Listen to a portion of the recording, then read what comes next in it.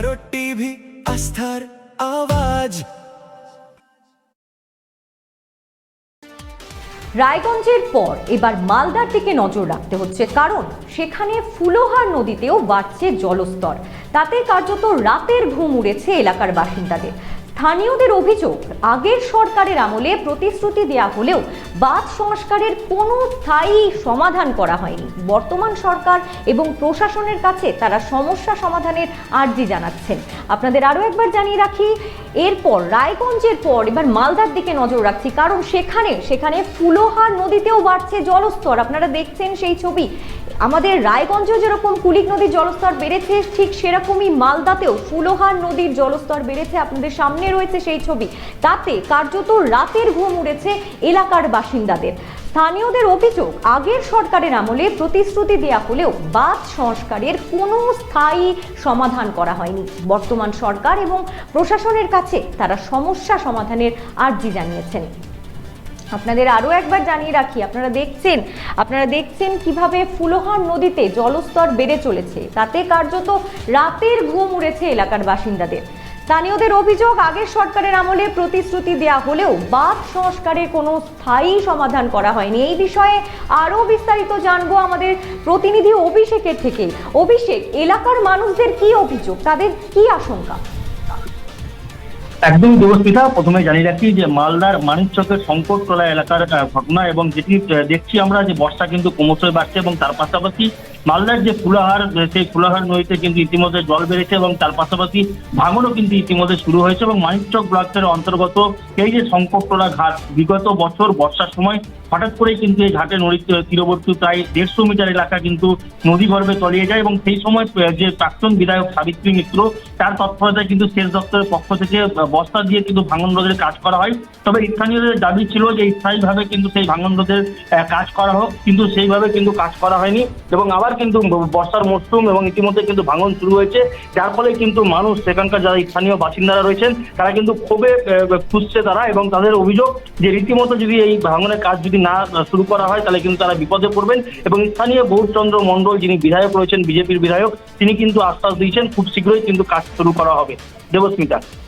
আচ্ছা অভিষেক, বলছি যে প্রশাসনের থেকে কোনো রকম ব্যবস্থা কি গ্রহণ করা হয়েছে বা কিছু জানানো হয়েছে, কিছু বলা হয়েছে?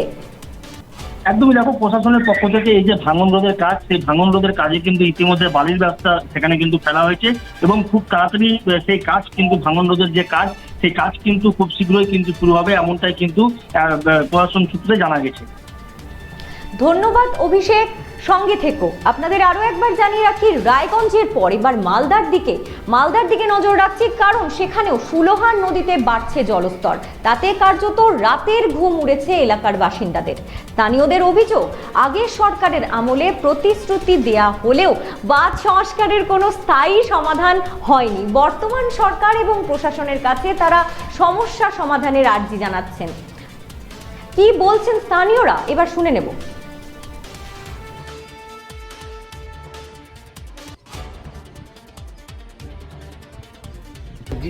এখানকার পরিস্থিতি খুব ভালো নয়। এখানে আমার বাড়ি গেলে আমি তো যাবই, কিন্তু বাঁধটাও চলে যায়। গত বছর রাত্রি 2টার সময় কেটে সাফ করে দিয়েছে। আমার গাড়ি 2টা পড়েছে, বালি গিট্টি সব ছিল, সব চলে গেছে। তারপরে কি ব্যবস্থা নেওয়া হয়েছিল প্রশাসন? কোনো ব্যবস্থা না, ওই এমার্জেন্সিতে 10টা বস্তা ফেলে পাচ্ছে। আচ্ছা, বলেছিল যে করবো, করেনি। বর্তমান পজিশন এত ডেঞ্জার হয়ে আছে, এত খারাপ হয়ে আছে যে পিএইচি ধাক্কা দিয়ে জল ঘুরে রাউন্ড হচ্ছে জলটা। এবং গত বছর যেটা কাটাউতি হয়েছিল, সে কাটাউতি তো এখন পর্যন্ত সেরকমই আছে, কোনো মেরামত করা হয়নি, টুকটাক করা হয়েছে।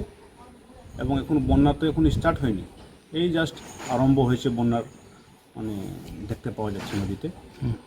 এখন জল কিন্তু প্রচুর হারে কিন্তু ঘুরছে, জল বাড়ছে, চলছে, ভাঙনের কন্ডিশন চলে এসছে নদীতে। ভাঙন অল্প স্বল্প হয়ে গেছে এখন বর্তমান, কিন্তু এখন যদি কিছু ধ্যান দেওয়া না হয় বা লক্ষ্য দেওয়া না হয়, তাহলে আগামীকাল প্রচুর ক্ষতি হতে পারে। আপনাদের আরো একবার জানিয়ে রাখি, মালদার ফুলোহার নদীতেও বাড়ছে জলস্তর। তাতে কার্যত রাতের ঘুম উড়েছে এলাকার বাসিন্দাদের। স্থানীয়দের অভিযোগ, আগের সরকারের আমলে প্রতিশ্রুতি দেয়া হলেও বাঁধ সংস্কারের কোনো স্থায়ী সমাধান করা হয়নি। বর্তমান সরকার এবং প্রশাসনের কাছে তারা সমস্যা সমাধানের আর্জি জানাচ্ছেন। আপনাদের আরও একবার জানিয়ে রাখি, রায়গঞ্জে যেরকম কুলিক নদীর জলস্তর বেড়েছে, ঠিক সেরকমই মালদার ফুলোহার নদীতেও বাড়ছে জলস্তর। তাতে কার্যত রাতের ঘুম উড়েছে এলাকার বাসিন্দাদের। স্থানীয়দের অভিযোগ, আগের সরকারের আমলে প্রতিশ্রুতি দেওয়া হলেও বাঁধ সংস্কারের কোনো স্থায়ী সমাধান করা হয়নি। বর্তমান সরকার এবং প্রশাসনের কাছে তারা সমস্যা সমাধানের আর্জি জানাচ্ছেন। স্থানীয়রা অভিযোগ করছেন যে তাদের আগের সরকারের আমলে প্রতিশ্রুতি দেওয়া হলেও বাঁধ সংস্কারের কোনো স্থায়ী সমাধান কিন্তু করা হয়নি। বর্তমান সরকার এবং প্রশাসনের কাছে তারা সমস্যা সমাধানের আর্জি জানাচ্ছেন। আমরা এতক্ষণ শুনলাম স্থানীয়দের কথা, এবং পরবর্তীতে কি আপডেটস থাকছে সেগুলোও আপনাদের শোনাবো। সঙ্গে থাকুন ভারত টিভির।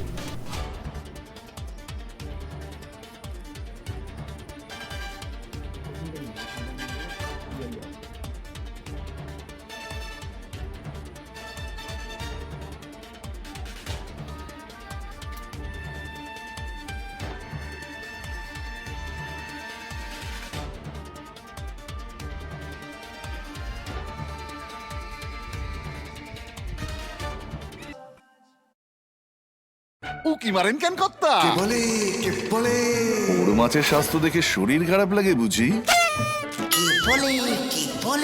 আরে মাছেরা বলছে, এবার থেকে আপনার মাছেদেরও দিন কল্যাণীস প্রিমিয়াম ফ্লোটিং ফিশ ফিড। ঘরের লক্ষ্মী আজই ঘরে আনো কল্যাণীস প্রিমিয়াম ফ্লোটিং ফিশ ফিড। ভাসমান খাদ্য।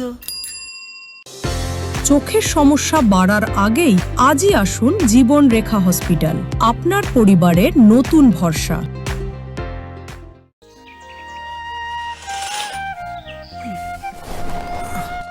হ্যাঁ রে, তুই নিজেকে কি সুন্দর ফিট রাখিস, তোর বরকে রাখতে পারিস না? তোর দাদা জেনেছে nature pure rice bran oil দিয়ে রান্না করলে শরীর এমনি সুস্থ থাকে। হ্যাঁ সে তো ঠিকই, শরীর চর্চার পাশাপাশি ভালো তেল দিয়ে রান্না করাটাও জরুরি, আর সেই জন্যই আমার একমাত্র choice nature pure rice bran oil.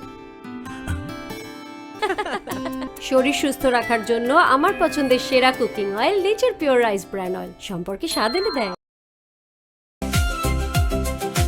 Bharat TV, আস্থার আওয়াজ।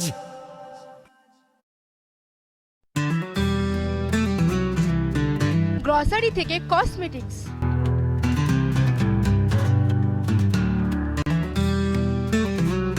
আপনার যে কোনো প্রয়োজনীয় জিনিস পেয়ে যাবেন একই ছাদের তলায়। আমাদের ঠিকানা LIC মোড়, রায়গঞ্জ, উত্তর দিনাজপুর।